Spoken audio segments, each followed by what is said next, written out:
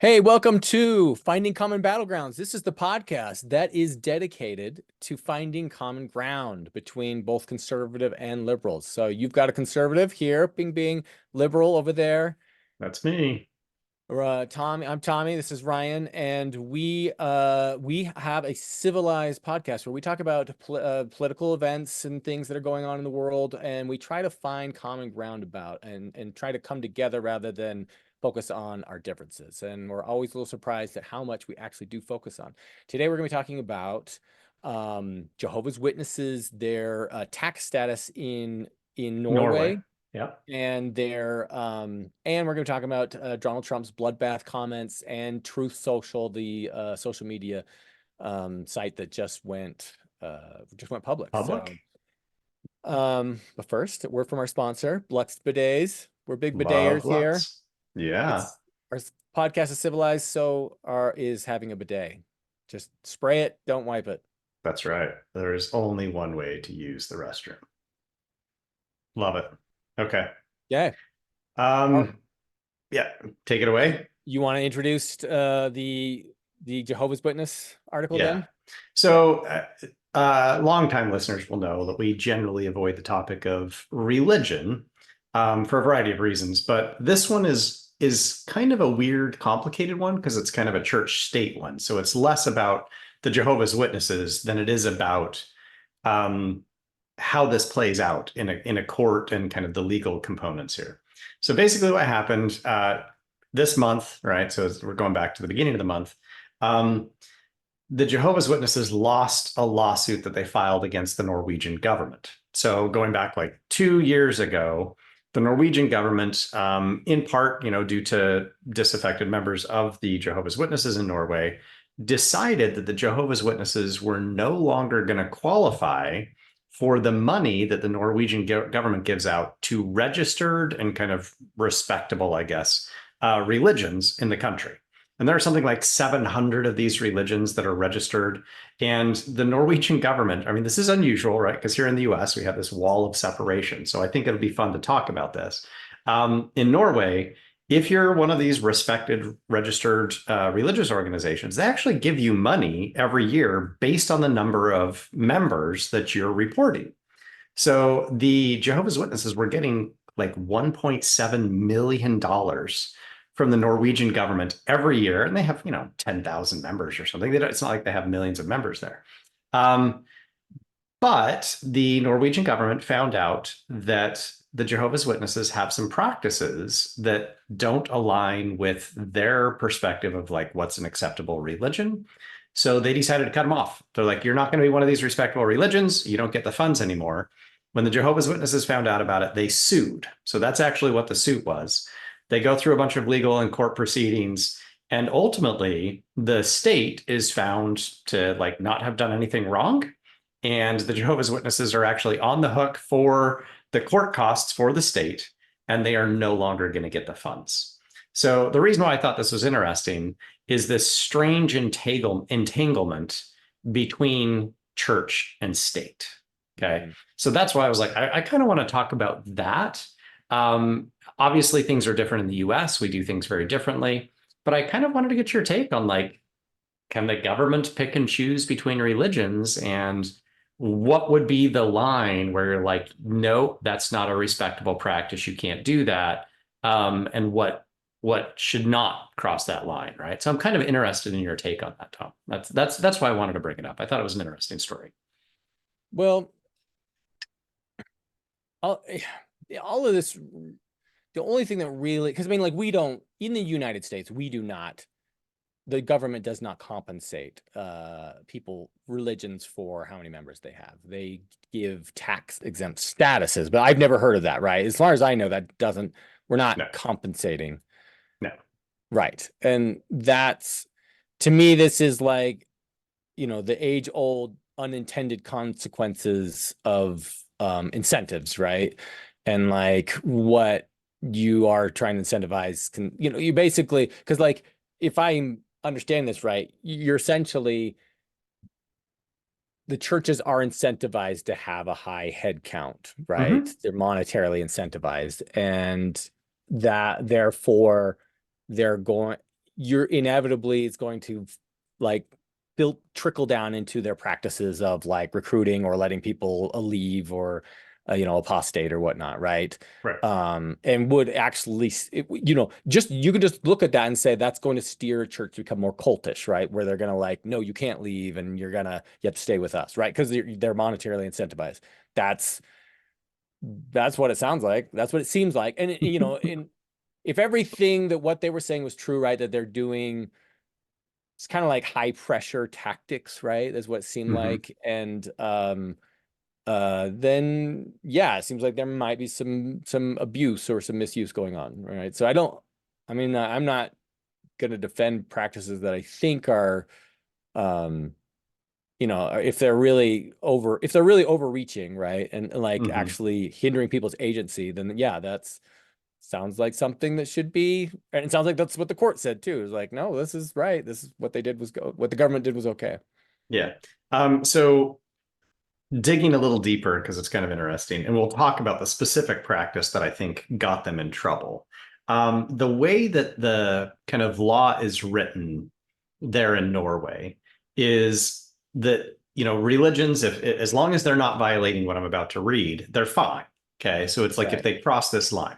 So here's what it says. It says if a religious or philosophical community or individuals acting on behalf of the community commits violence or coercion, that seems pretty reasonable, makes threats, violates children's rights, violates statutory discrimination prohibitions, or in other ways seriously violates the rights and freedoms of others, society may be denied grants or grants may be suspended. Okay. So that's kind of the policy that they have for giving out this money. No one's really arguing that the Jehovah's Witnesses are committing violence, but it's the Right. coercion part, Coercion. and Right. then the children's rights is a trickier part. But we can talk a little bit about that. I think that one's a little bit iffier.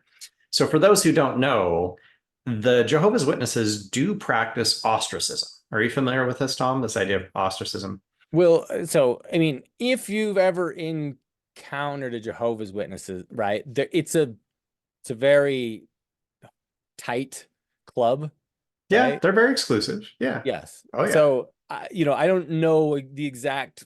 Just you saying it, I'm like, sounds about right, right? Right. So basically, what it is, I mean, Scientology gets a really bad rap for this, right? That if you're considered a suppressive person, they like totally cut you off. Okay. So Scientology is like really well known for this, that if somebody is raising questions, they're like challenging something, they can get labeled a suppressive person, and either they get like punitive punishments that are really horrible if they're going to try and reform them, What do you or they mean when you kick say them off. suppressive? So that's the actual term that they use, right? So Right. their term is suppressive person. What does that Basically, mean? what that means is you're like an insurrectionist inside the institution, Oh, I mean, so right? you're causing problems or something. Yes, you're a Yeah. suppressive person. You're So they rocking the boat. will, yeah. So they engage in ostracism too, which means if you're labeled a suppressive person and kicked out, no one who's still in the institution can have I any see. contact with you. Shun. Ostracism. You're Shun. shunned. Unshun. Yes. Shun. Right. Jehovah's Witnesses do the same thing. This is the part where they ran afoul of the law, because basically what they're saying, the Norwegian government is, if you're like a kid, right? So you're 18 and you decide you want to leave, Right. according to the religion, your parents can no longer talk to you. Right. You are cut off from your parents, from your family, from everybody who's still a Jehovah's Witness. And so effectively, this is a form of coercion. Right. You're basically 100%. saying, if you leave, you don't get any contact with your family, with your friends, anybody who's a Jehovah's Witness. You're a suppressive person, right? They don't use that language, but you're just cut off. Right. And the Norwegian government said, that's coercion, right? Now, I kind of want your take on that, Tom. Do you consider that coercion? Well, I mean, is there like they really can't talk to them, right? Is it like I I'm sure you can find examples where that seems pretty, if they actually couldn't talk to them, yeah, that seems pretty coercive, right? What is it? What are the is there guidelines? Is there policies, right? I'd love to read it and see what it actually is. But yeah, like if they're actually like, you are dead to me, do not talk to me, right? It'd be like, yeah, that seems pretty extreme, right? But if it's Yeah. just if it's not to that extent, then it's something, it's a gray area, right? And it's open to interpretation. But yeah, like, because all religions are going to experience this one way or another. Even the cult of of liberalism, right? Where, just ask J.K. Rowling. But it's I would hang it, out with J.K. Rowling in a heartbeat. We're good. yeah. Well, there's a lot Right. of people who wouldn't. I know. But He's fine. the I'm just saying that's a thing in any organization, right? So But you it's a kind matter of, of like how extreme are they going? yeah. So they are pretty extreme, right? That you can actually be kicked out if you don't cut off contact with somebody who you've been told to cut off contact with. Okay. So it is actually pretty serious. Now, of Yeah. course, as in any religion, there are going to be members who are like, man, I'm not necessarily going to follow this, right? Or I'll like pretend and I'll tell everybody at church, like, oh, my son's not with us anymore. But the son's still living with him, right? So unless they get found out, they're fine. So there's always going to be kind of the wiggle room because that's just what people do. And that's the thing. It's like, is there a book, a booklet, right? A guidebook that's like, Yeah, yeah, you don't this talk is to what it, you're right? supposed to do. And that's Yeah. pretty condemning. And so I'm assuming like when this whole lawsuit went through, that all that due diligence was done, and they're like, yeah, this is pretty bad, Hmm. and we're going to take away the status, right? Yeah. And that Uh, totally makes sense to me.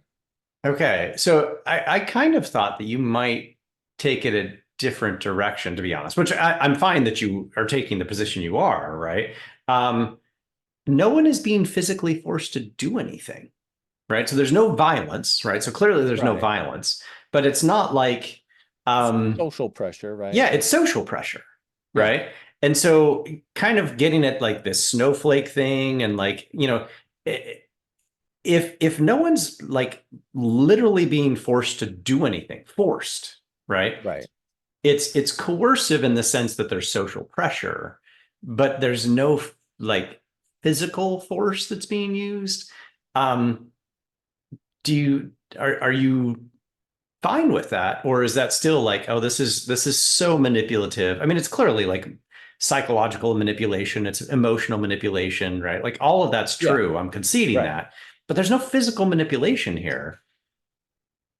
What are Does you it getting still at? cross a line? What are I'm you just getting at? wondering. Yeah, like You're saying, yeah, no, I no, okay, I see what you're saying. No, no, I do think there's definitely a line where this is like, this is a little weird, right? It's right. all, I parodied The Office, right? Where Dwight Schrute, he's raised Amish, right? And you know what I'm talking about, Yes. right? Yeah. Where he's like, I shun you, I unshun you. And it's so funny, right?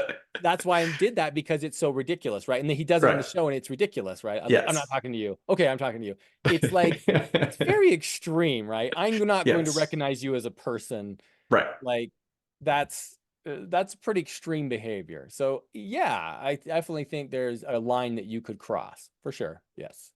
Okay.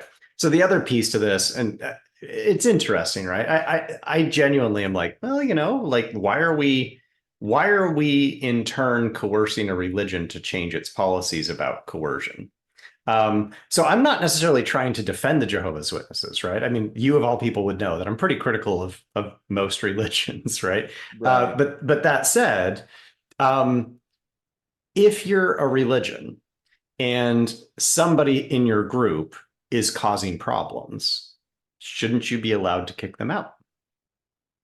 Well, yeah, definitely. Right. Right. Um, so where do we draw the line between like excommunicating somebody, kicking somebody out versus ostracizing them? Well, here's the interesting thing, right? The Jehovah's Witnesses can still do this, right? They haven't Oh yeah. broken a Hmm. law. They've No, they just haven't broken the lost law. incentives. That's all they've Yes. done. So that's all we're talking about is this incentive. So they can keep doing it. Hmm. It's like, go ahead, right? We're just not going to pay you to do this anymore, right? And which that that all seems pretty appropriate to me, right? Like it all seems reasonable and appropriate. Like, yeah, I mean, if they were using violence, then yes, you're probably broken some laws, and then there's like they got to come in and stop it. But like, Right. yeah, they can keep doing it. It's just there's no more government incentives because it's viewed as bad behavior. And quite frankly, I probably agree if it's done to the degree it was, and Hmm. I only assume the due diligence found that it was. So Yeah. Otherwise, they would have won that lawsuit. Okay, maybe that was like a really short one, and we just kind of totally agree on this. And I will admit, like, I'm a little grayer, I think, on this. Not that I disagree with you. I think that we totally agree. This is basically a privilege that the Right. Norwegian government is giving them. It's not a Yes, right. They don't have a right exactly. to this. It's a Exactly. privilege. And they're not following the guidelines to get the privilege anymore. So I totally agree that the Norwegian government has the right to do this. They can cut Right. people off if you're not meeting their guidelines. Seems totally fair to me. If it was a, like a right and then they cut it off for this, that's more complicated. But I think it's a Exactly. privilege and they're just like, no, you don't get it anymore. So I think we totally agree. I'm kind of conflicted about the idea that in some sense the government is kind of coercing them into kind of not coercing people, right? And I get it, it's that might be going too far, but in effect they're saying like, hey, you don't get this because you're doing that. But if you stop doing that, then you get this again. Well, the funny thing is I would almost like going back to what I was saying with the incentives, they might be causing the problem, right? It's like with they're incentivizing them to be really hard on people who leave their organization. Like just because there's a monetary incentive, it's going to happen just to whatever degree, right? Yeah.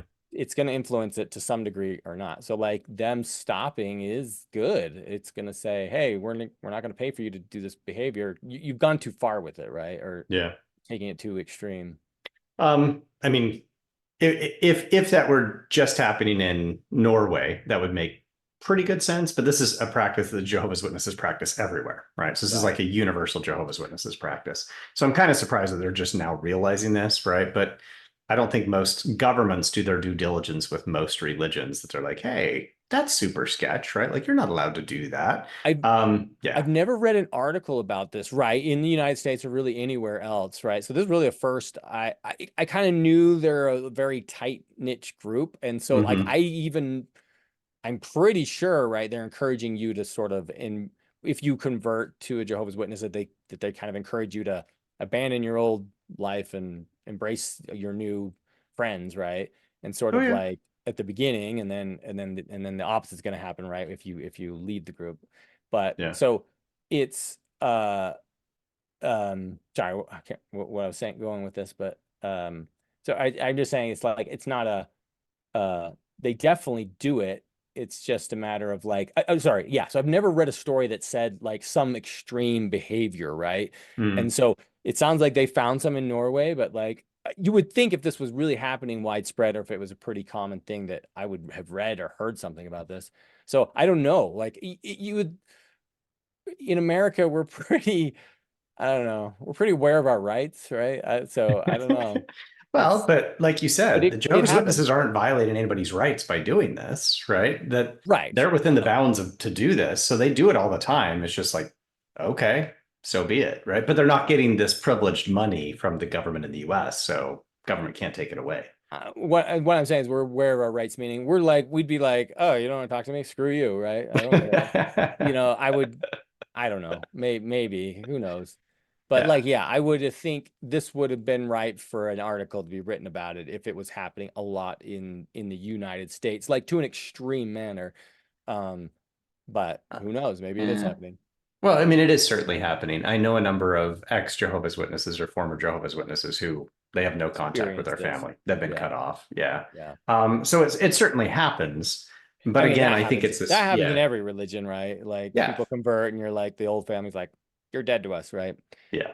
But whether the church is Oh, offering this is, yeah, they guidance, encourage this. They encourage yeah, this. Yeah, that that's very to intentional. me is different. That's yeah.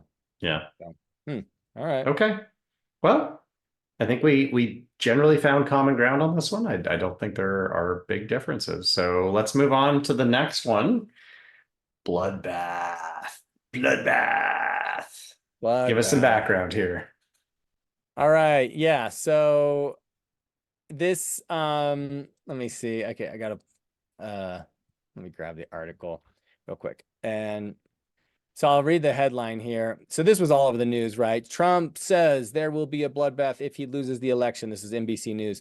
Um, I uh I actually took a screenshot of a list of articles that said this, right? So this is basically Trump is at a rally.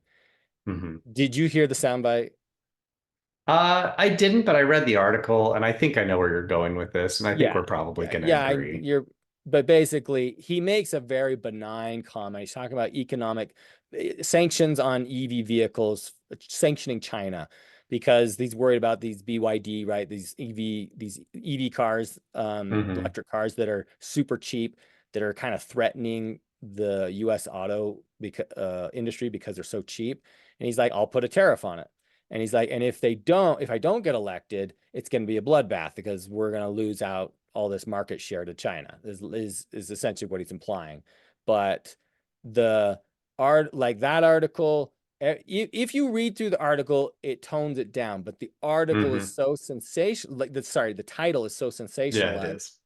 that it's completely unfactual. It's deceptive, right? Hmm. And that's my opinion, and that it's completely misleading.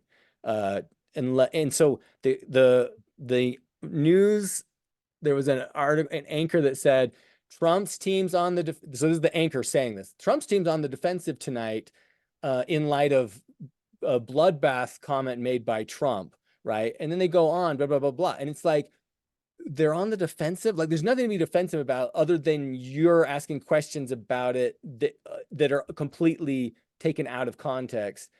And so it all sounds so bad the way they're saying it. It's so misleading. It's so deceptive.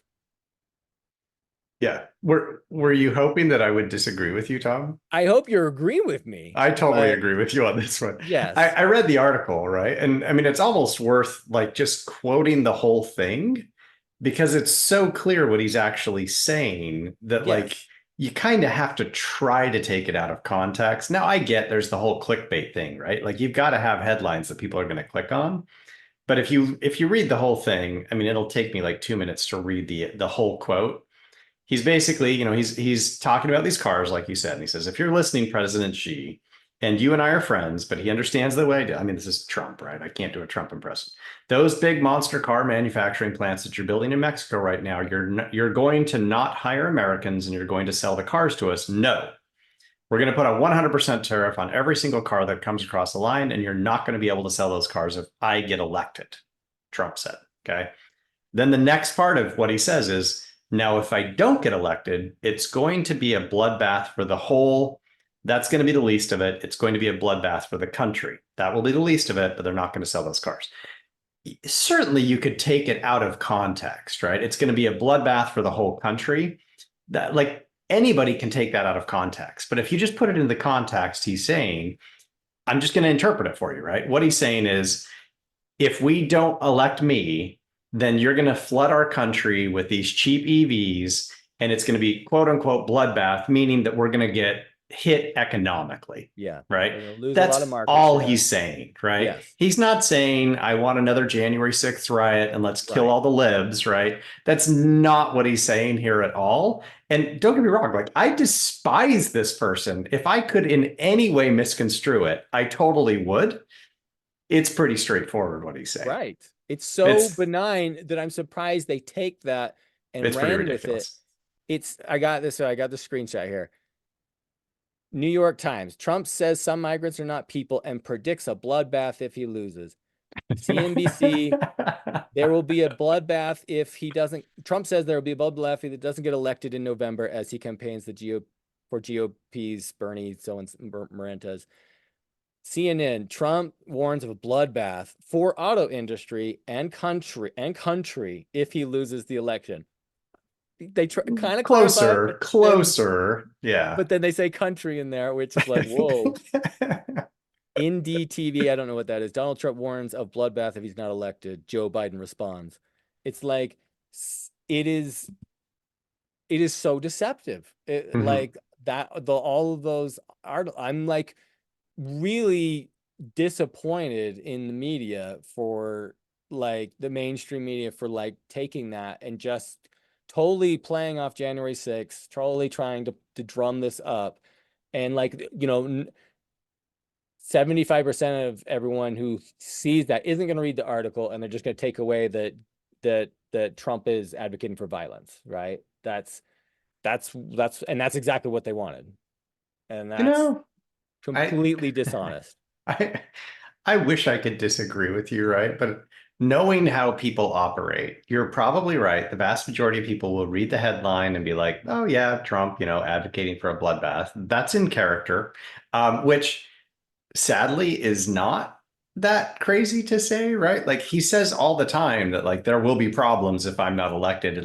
The election's rigged, right? Like I mean, he says these things. So he says a lot of really crazy stuff Right. that you don't necessarily have to stretch those to paint him as a crackpot, right? Like just take his actual words, don't misinterpret it, and then try and get the clickbait stuff.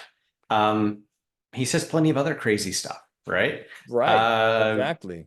Go with that. Yeah, Like this was clearly an intent to deceive and misinform. And that yeah. was because yeah, he says lots of crazy stuff. Mhm. Run with any of that. Um, so that's like really shocking and astounding, like how dishonest the media was with that. With this one in particular. Yeah, Yeah. I would say it was definitely misrepresentative of the quote and deceptive. I mean, I don't know if I would go so far as to say dishonest, but it's definitely deceptive, right? So he did say bloodbath. That's why I would say it's not necessarily dishonest, but it's definitely deceptive. And it's a misrepresentation of what he said because they're putting it in the headlines without context. I think yeah, I think we totally agree on this one. It just doesn't like that's not a good angle for them to take. So I kind of thought that might be where you're going. And I was like, yeah, I agree with you on this one. Like, that's misrepresentative. You don't have to do that with Donald Trump. Right. Yeah. Well, I'm glad. I would have been mad if you'd been like, no, it's fine. I've been like, you part of the problem. Sorry, I'm just I'm trying to be a reasonable human being, and when I read the quote, I was like, yeah, he's talking about a bloodbath for the auto industry, right? Like that's Now, pretty clear. the questions I have for you is, did you hear about it? And Yes. did you hear about it at like just the titles, right? And then was it me sending you the link that had you read the full context? Like, would you have walked away thinking if without us exploring it? That's a good question, Tom. Um, okay. So I don't immediately know the answer to that because I mean, we've talked about this before, right? I listen to a whole bunch of news in the morning from NPR and BBC and the Associated Press on Yeah. my Amazon Echo. And then I read the BBC. Mm. And I'm pretty sure between those, oh, and I also read my local paper, right? So, Mhm. and I read the Wall Street Journal. I read way too much news. It's a lot of news. A lot of news. Um, Somewhere in that mix, I know I heard that he Right. said bloodbath. But I would say I'm like 90% certain that I didn't click on a link, I didn't follow it up. And to your point, right? And to what I said earlier, I'm pretty sure I was like, that's totally in character. Right. I'm not really surprised Yeah. by that, You could have said right? that. Yeah, he totally could have said that. So I think I was not surprised enough to be like, oh, I better check this out, Oh, right? 100%. So I probably just let it go. And I will say it wasn't until you sent me the link to the article that I actually read it in context. And I was like, oh, this is totally benign, right? Right. Like, lame. Like, why did anybody make a big deal out of this? This is totally benign. And that's So the I think thing. that's fair. None of these news agencies are going to run a correction, right? No, no, they And won't. and that and it's out there, right? And it's like Mhm. most people, and yeah, unless because they're gonna just keep looking at the same news sites, and they're not gonna like that's the thing. Like 90% of the news, I don't know 90, but a large part, I'm reading headlines, right? And I'm only selectively going in and Mhm. drilling into Yeah, certain we all do articles. that. Sure. Yeah, and so it's like you're gonna catch this and be like, get a total, just a completely misrepresentation of the truth. So that's, I don't know, man. That's just like, it's just, I feel like the legacy media is revealing their hand, right? And it's that they are not going to play fair. And that I felt like they didn't play fair in the last election with, you know, suppressing stories and Mhm. boosting other stories. And that's where I I don't have any issues with the election or the integrity of the election. I do have issues with how the media portrayed both sides and how some stories were suppressed, intentionally suppressed Mhm. or manipulated. So yeah, that will sway an election, I do think, and I think that's dishonest and that's not good for our country. And that's like that is attacking democracy, right? If you have the media Hmm. misrepresenting truth. Um, so I mean, I'm glad that you're pushing this discussion a bit further. So I'm not gonna say I disagree, but I think we're probably a bit on a continuum, right? Instead of like just a black or white. So let me give like two kind of extremes here, and then we can see where we think the mainstream media actually are, right? Mhm. So compare our news in the US to news in Russia, Mhm. right? I think we're way better than where they are. Yes, Okay. agreed. So I think, you know, what happened in Moscow this weekend, right, with a bunch of what was it, like four Islamic State terrorists basically went into a theater and shot a bunch of random people and then Yeah. burned it down, killed Yeah. 130 people. That's terrible, right? Now, I'm not a fan of Russia right now, really Putin. I don't have anything against the Russian people per se, but Putin's a piece of crap, right? So I'm not saying that it's a good thing, it's a bad thing. But for the Russian media to immediately turn around, like Debbie and I have been having these conversations, to turn around and say, Ukraine did this, right?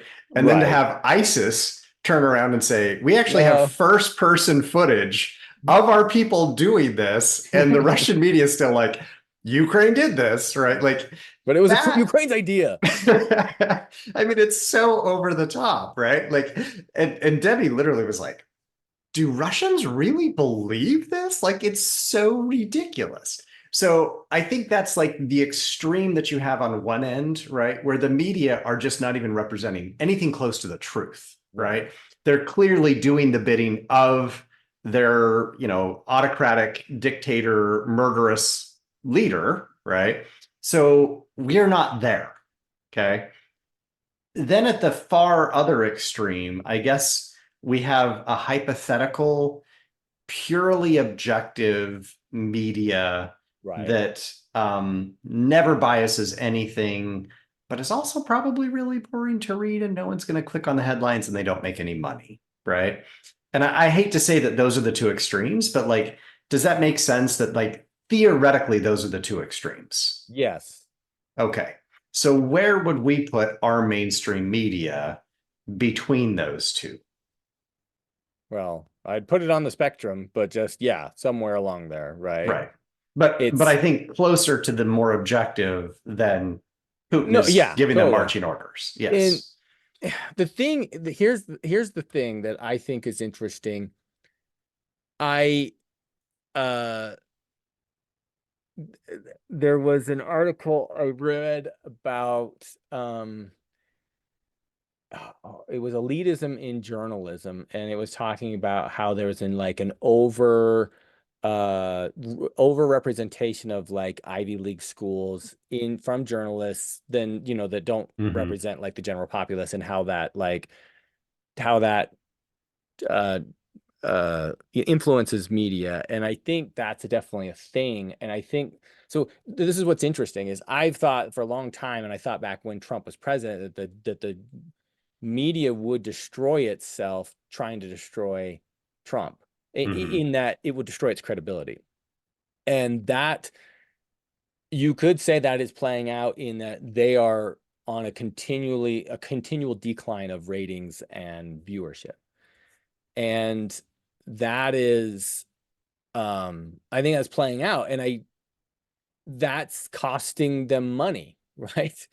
And like that but I think it's a short-term game, long-term loss, right? It's like I get the Bloodbath clicks, Hmm. but when someone comes in and goes, oh, they were totally lying to me, they just lost another reader, right? Once that one person goes in, it's and the long-term strategy is, yes, that objective journalism where we have no bias and we're just reporting news.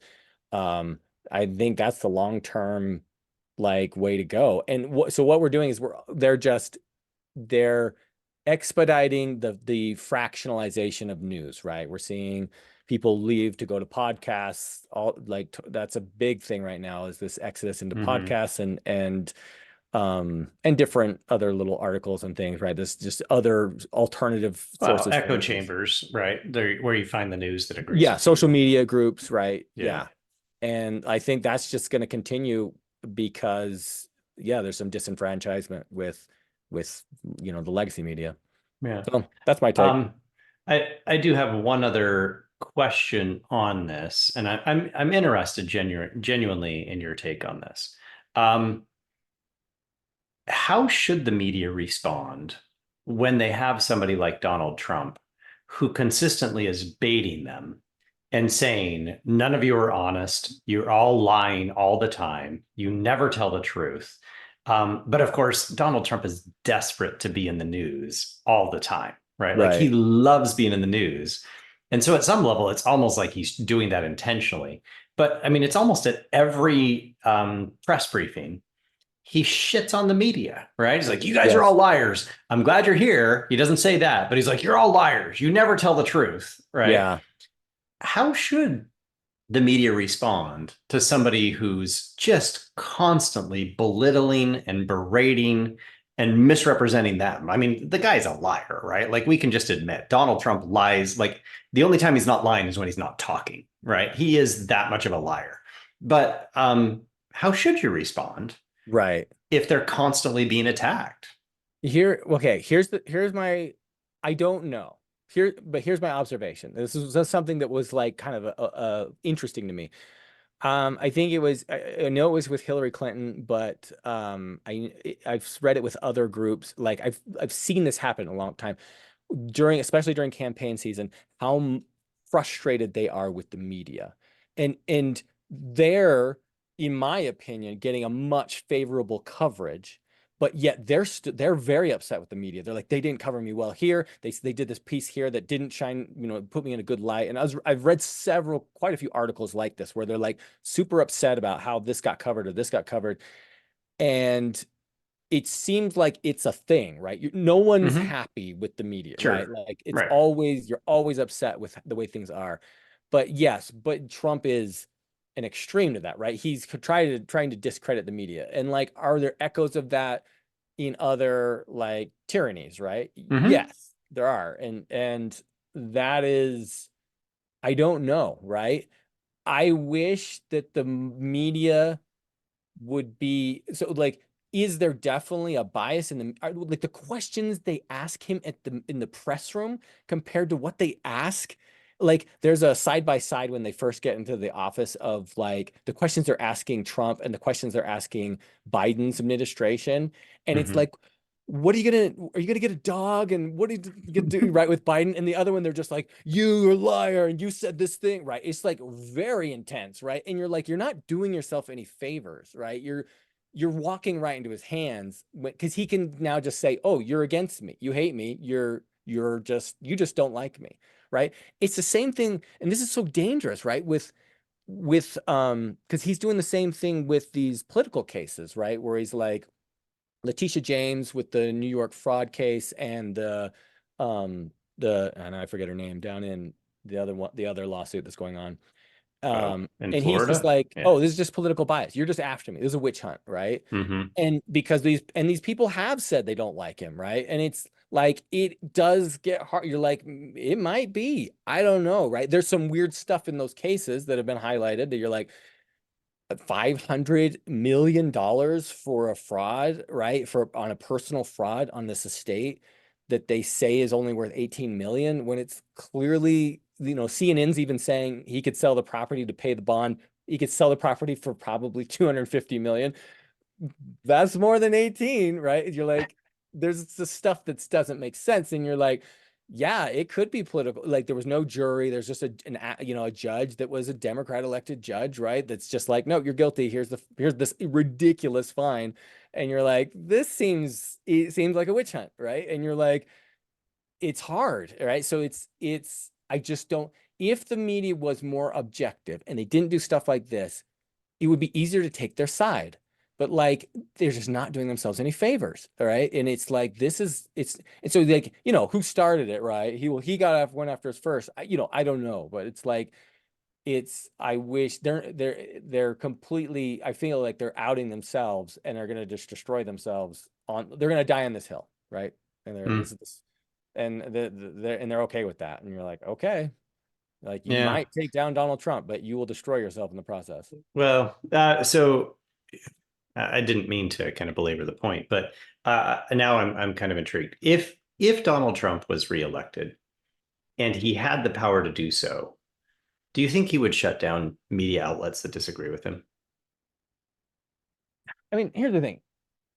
There's been crazy speculation about what Donald Trump's going to do, and I've heard crazy stuff about Sure. and Yeah. like he was in office 4 years, right? Right. Like he And didn't he do didn't do it anything then. He couldn't too do it. insane. Right. So Well, I mean, I don't, he did all sorts of crazy things. I He not didn't shut down the media, right? So we not can I concede don't that he didn't do that. I don't think he did anything that was too crazy. Um, He changed the weather with a marker. I know that's kind of a classic one, right? But he's like, here's where the hurricane I thought was gonna go, right? And you're like, dude, come on. Like, that's ridiculous. Right. And is it long lasting, detrimental to the entire society? No, right? no, But he did all sorts of stuff that's just like demonstrably not true. It's insane, it's batshit crazy, right? Like just it doesn't I make any mean, sense. it's the thing. If we're talking gaffes, it's like, yeah, he had lots of Well, that gaffes, wasn't a but it's like gaffe. That's just him being a liar and getting caught Biden's about had it. lots So of gaffes, and Biden does lots of lies, right? About things he did when I was a truck driver. I lived here. You're like, no, none of that was true. He's making stuff up all the time. Is it dangerous, right? I don't know. So I don't, I'm not there. Unless something happens, there's a good chance he's going to win. Like Trump or Biden? Trump. I You just, think he's going to win? so if the Democrats are smart, they'll do something, right?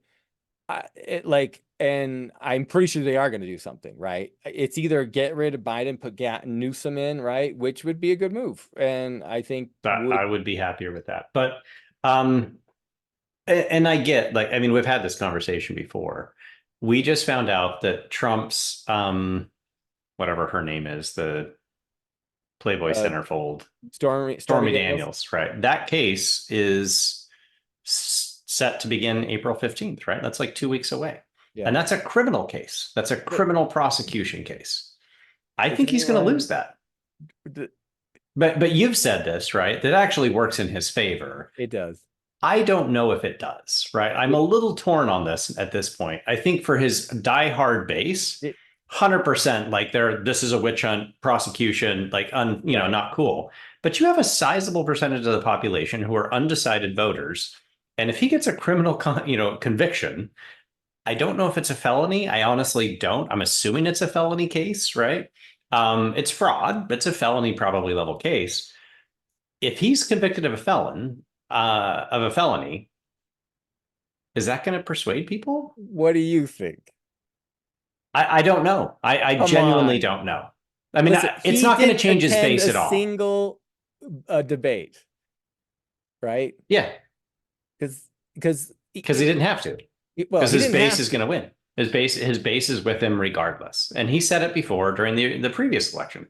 I could walk into Times Square, shoot somebody, and they Yes. would still vote for me. Right. I mean, you just answered your own question right there. Yeah, But but like, that's 20% of the US electorate, right? That's not enough to win the election for him. here's the thing: he's making gains with every demographic, right? Biden's just not a strong enough candidate. He's just not going to pull like on the what I keep saying is on the current trajectory, Trump's going to win. Like there Hmm. has to be a shakeup, right?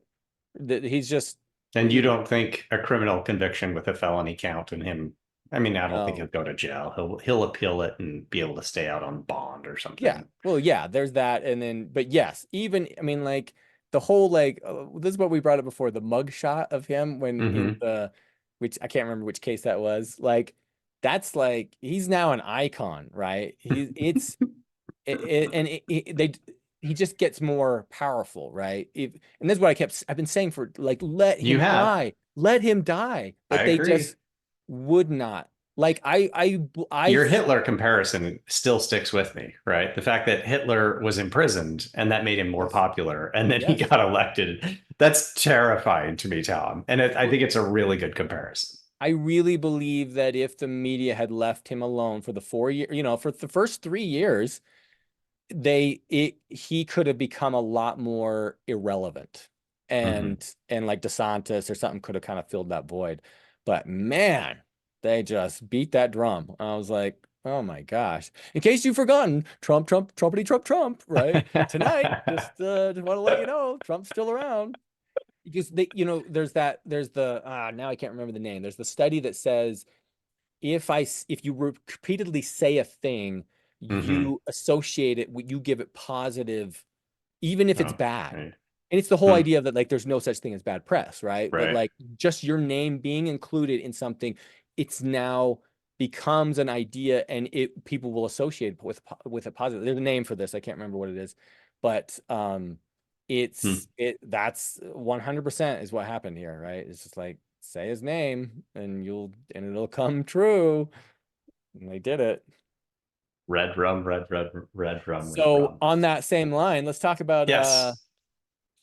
DJT. This is DJT. You Ryan want to wants explain what to it's going on, or do you want me to Ryan wants to explain what's going on? invest in True Social. It just went public. Absolutely. So, for our listeners who are not aware, obviously Donald Trump was booted from Twitter and Facebook and YouTube as a result of the January 6th riot. Took him a couple years, but he eventually founded, kind of, I mean, to the extent that Donald Trump founds anything, He right? endorsed it, Yeah, right? he endorsed it, a new social media platform called True Social.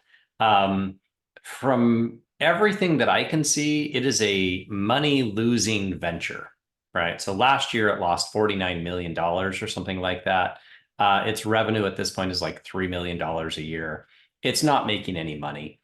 But there was a SPAC, and you may have a better sense of what those are, but these are basically like publicly traded companies that exist just to like join up with private companies to take them public. Um, so they're kind of weird in that sense. They do exist. And so there was one that's been around for a little while, and they've been in talks for a while to basically take over True Social, right? Yeah. Donald Trump's arguably his social media empire, which he owns 60% of that, right? He owns Mhm. 60% of that. The board of the SPAC just agreed to actually do that on Friday. And as of yesterday, Truth Social is a publicly traded company. Lots of people have been talking about that this is now a windfall for Donald Trump, that his net worth was probably close to $2 billion. And then literally overnight, his net worth jumped by 3 point something billion dollars because That's what of happens Truth when you make an Social. icon. Because he's an icon. So I brought it up to Tom. We don't talk much about this. I would probably mention it in passing, but Tom does a lot of investing, right? So he's done a lot. And we were talking before the show, like my university does matching, uh, contributions for retirement stuff. And that's all in the stock market. That's kind of what we're supposed to do with it or whatever. So I do have money in the stock market. I've done some other investments, but I've never done anything that I would call like fancy investments, right? I've heard of a lot of them, but I don't really understand them all that well. I don't pay a lot of attention to it. I'm a pretty risk averse investor, so I don't really like doing this. But I am at a point in my life where if I took $500 to kind of play with, my wife might not be all that happy. She is going to listen to this podcast, so she's probably going to be pissed at some point. But Ryan. yeah, I know. I saw that True Social is now trading under the ticker symbol DJT.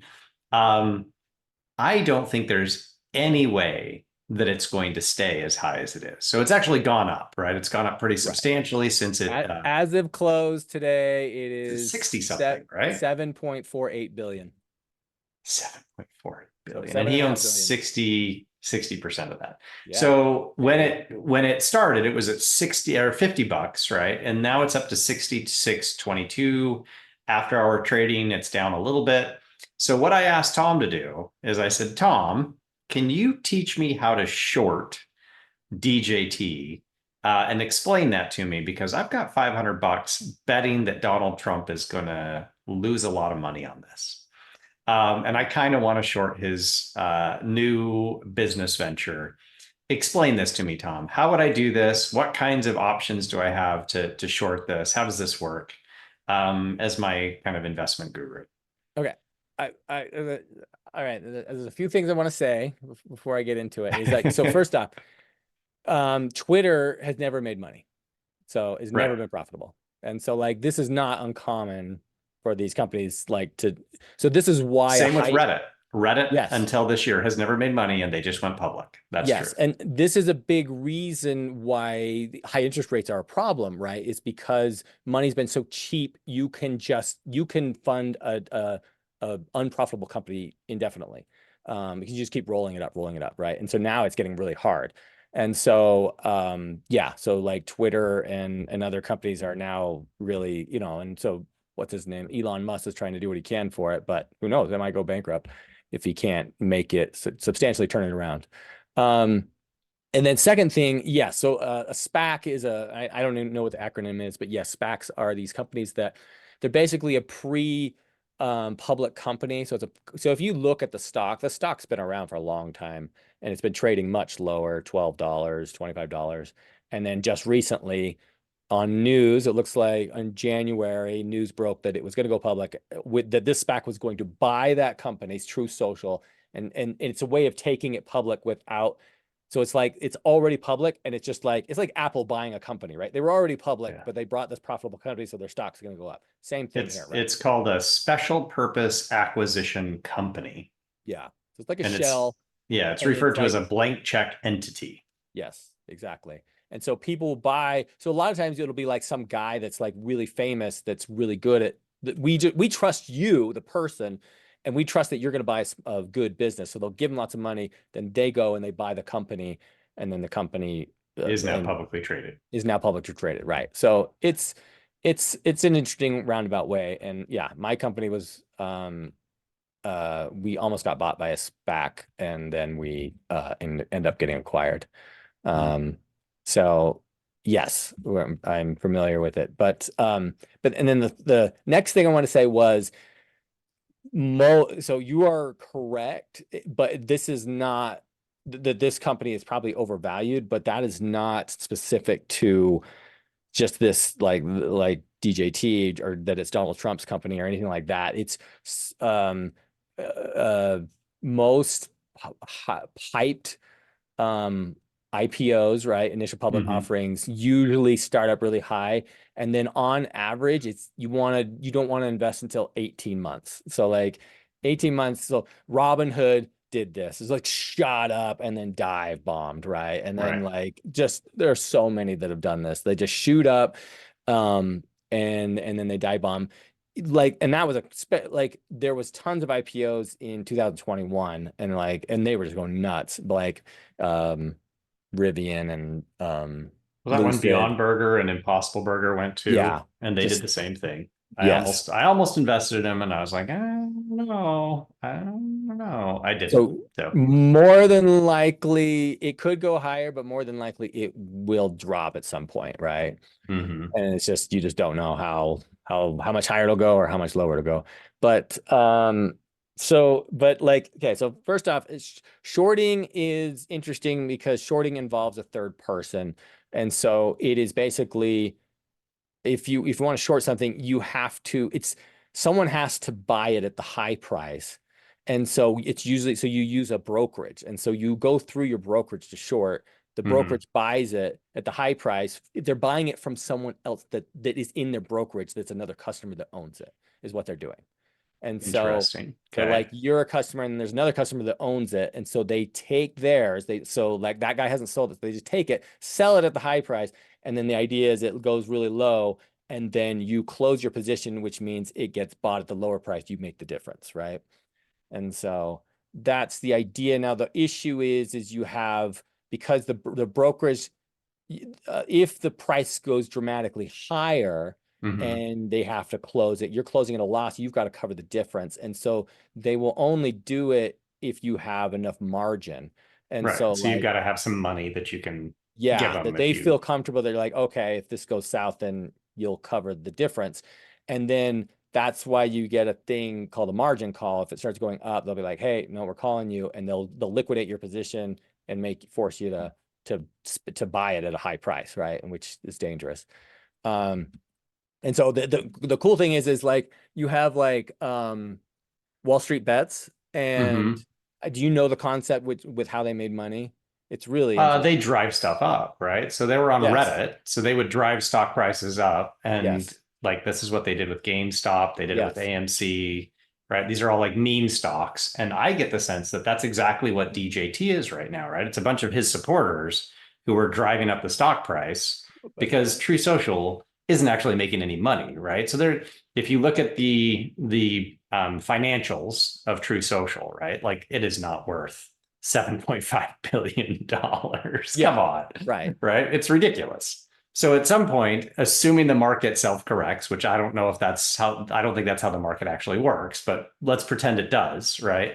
It has to come down, right? So yeah, totally right. It will probably come down. It's probably not as profitable as 7 billion. And the thing is like I was almost thinking like his supporters are almost making an indirect campaign donation now, That's totally what they're doing. I think right? they're trying to bail him out because they thought when this was all happening that he was going to owe the $464 million for that bond for Right. his fraud case. And so they were like, hey, here we go. We're going to give you a way to buy out of this. But from what I was hearing, even though he owns 60% of this, he can't sell his shares for 6 months. So it wouldn't have Yeah. done him any good. Correct. Yeah. Right. So he's And kind of locked into it. that's typical. I didn't know that, but that makes a lot of sense. Because yes, if he was smart, he'd be dumping them right now, Yeah. right? But I don't think he And can. Well, it's Donald yeah, Trump. so He it'll probably be probably worth a tried. lot. Yeah, I assume in 6 months it'll be worth half or less, right, than what it is right now. Which is Um, why I want to short the company. yeah. So the one thing, the nuance I would say is Wall Street Bets was what they were doing is targeting companies that were overly shorted. And Oh, so interesting. AMC had something like an 80% short on it. It was like really, really shorted. And they said this is not justified, the short position on it. And so what they did, and it's actually kind of genius, is so that you've got all these big, huge fund managers that are short on a short position on it, and they start driving the price up like crazy. So then And they it get the starts margin calls, so they all have to pay it Yes. out. So they get the margin calls, but the thing is they're pushing the price up high.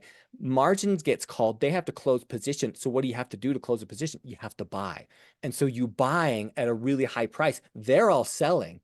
And so they're dumping onto these hedge fund managers and then there was that one that just totally tanked Yeah, I can't remember the name of it, but they did him under, right? And they screwed him big time because he had to buy at a super high price. And then the price tanks after that.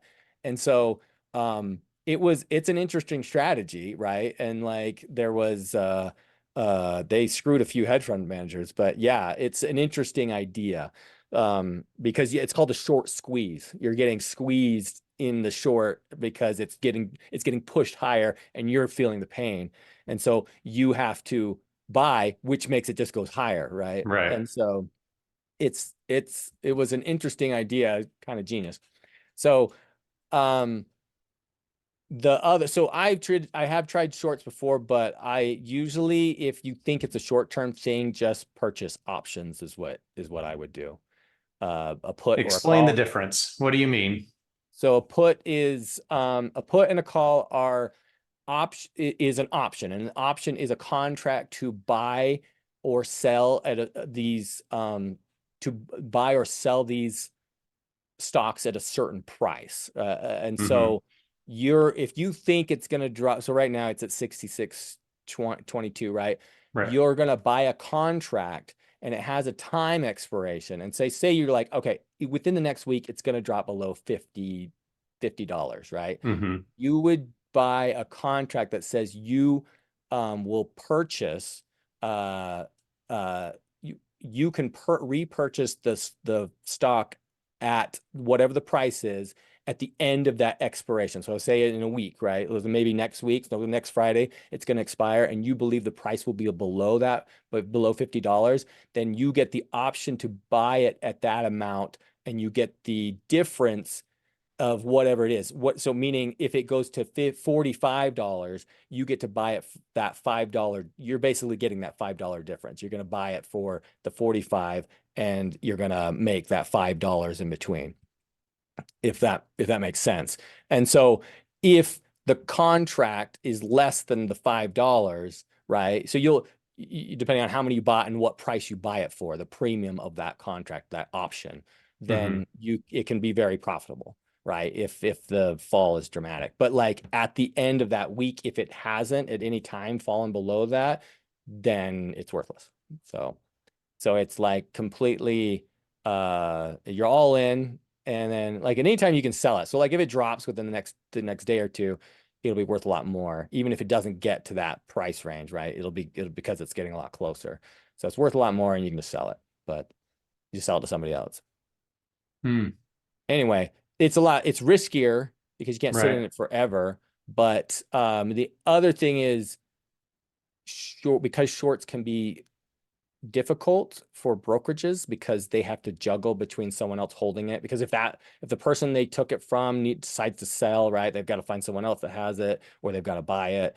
So it's a little bit of, they will sometimes charge a fee to short. And so I got charged once to buy Marathon. I shorted Marathon, which is a Bitcoin mining stock, and it did what I thought it was going to do, but the fee was so high that I lost money on it. And so it was bad. Yeah. They said a 2% fee, and I was like, I didn't read it well enough, and I was like, oh, 2% fee off the top of what I make. Sure. No, it was like, it's got to drop more than 2% for you to even like, oh my gosh. So and it dropped like 1.5% or something like that. And I closed my position, and I was like, lost money. And I was like, oh, that was expensive. So, jeez. and it's because it's a volatile stock, right? And it's all over the place. And so they're like, we don't want to mess with it, but if you want to, if you want to do it, we'll take your money. Yeah, exactly. Okay. So would you short DJT? No. Really? Why not? Why would you not short it? Yeah, I mean, I might. I don't know. It will probably go down, but yeah, you might get some pain. It might go a bit further, right? It might run for a while before it comes down. So and can you specify the time period that you're shorting it for, or you short it and then you hit the price and then you're out? Yeah, whatever you get in at is the price that they're going to sell that other person's stock for, right? So you're in at that price. So if it goes up another 30 points, right, they'll probably margin call you, right? And so yeah, it's like, so you would wait to short it if you were going to do it. Yeah, they're so volatile. Like, yeah, I would. Yeah, I mainly just work in options because that's easier. It's riskier, but it's easier. Because I mean, here's the thing: you're gonna make, you're not gonna make a ton of money, right? You're just gonna make, like, what do they say? Shorting, the most you can make is it going to zero, right? Which, if you calculate that out, it's not a huge amount, if that makes sense, right? Interesting. You like double it, right? And there's a lot of risk there. So okay. So you may have talked me out of shorting DJT. I don't know. I'll have to look into it. Go for it, man. It's $500. Just do it. I know, it's just $500. That's what I'm thinking right now. And worst case scenario, right? Like I put the 500 in, and I could lose all of it, right? You could use that and some. And some, because there's the margin call. So if it goes up enough, the bank would be like, hey, this went up by another X, you owe us another $500 or something like that. Right. And do I get to set the margin, or does the bank or the brokerage set the margin? The margin, you mean like the fee or The margin call. So how much? No, I don't know when they would. I've never had a margin call, so I don't know like if they if you know what it is or not. I don't know. That's a good question. So interesting. Okay. So if you like, that's what I'm saying. If you just want to like go for it, just do an option. And like, that's the most you could lose is $500, right? And so it's set. It's a fixed loss. It's a fixed loss. So I'd have to be willing to just throw away $500. And those are time specific, right? Yeah. So shorting, they're time specific. And you can just set it like if it goes to 550, if it goes to 600, I sell at this amount, right? And so you could just get, if it drops enough, and even if it doesn't even hit your price point, as long as it hits what you wanted it to, you can just get out. And so it's not, they're pretty, I don't know. I think they're simple. I think they're easy, but they're maybe not. Okay. I'm wondering, I mean, this is like the bonus part of the podcast today, right? I told Tom that I wanted to talk about it, so maybe we'll tack this on as bonus content or something. But a little investing advice, a little investing information. Not that we are, you know what? We could say that we're financial advisors because your typical financial advisor has no credentials, right? So let's we are not financial advisors. We are not offering financial advice. All right. Do not. We are just as qualified as most financial advisors, but we are not financial advisors. We're not giving financial advice, right? We're just talking about how this works, which is fine. We're totally able to do that. I think legally, we probably should say we're not financial advisors, right? That's probably safe. Say that legally. But we're just as qualified as most financial advisors. When one of our viewers is like, I put it all in. We did not tell you to do anything. This was Tom telling me about this, not what to do. Tom never told me what to do, and he did not tell any of our listeners to do this. We are not told him not to do advisors. That's probably safe, Tom. I appreciate that. All right, let's wrap it up there. That was fun. That was interesting. Again, we didn't disagree on anything, Tom. We need to try harder. I will tell you, Josh may be coming back on a kind of temporary basis here and there to join the podcast. I talked to him. He said he'll try and work us in when he can. That'd be fun. Yeah. Okay. So hopefully we'll get him next time. All right. Thanks, everybody. Yeah. Tom, look, we don't always agree when it comes to politics, but if there's one thing that we do agree on, it's that there's only one way to clean up after going to the bathroom, and that's with a Lux bidet. Listen, I've been using bidets forever, all right? And Lux is the best, all right? So, I mean, I've got like the little squatty potty thing and the bidet. It's like a whole experience. It's probably one of the highlights of the entire day. But like, it gets me clean and it gets me ready to talk politics in a civilized manner. Yeah, no, I agree with you on that. Every time that I use a toilet, it doesn't have a bidet. When I go to a friend's house, I just don't use their toilet, first of all. But that's about as uncivilized as it gets. So civil conversations demand civil hygiene practices. That's why everyone should get a bidet. And just to be clear, right, we want to make it clear, listeners can get their own Lux bidet with 10% off by ordering at luxbidet.com and using our promo code FCBG10, Finding Common Battlegrounds 10. And the last thing that we want to say, Lux is supporting this podcast, but they don't support one side or the other. They support civil conversations and clean butts.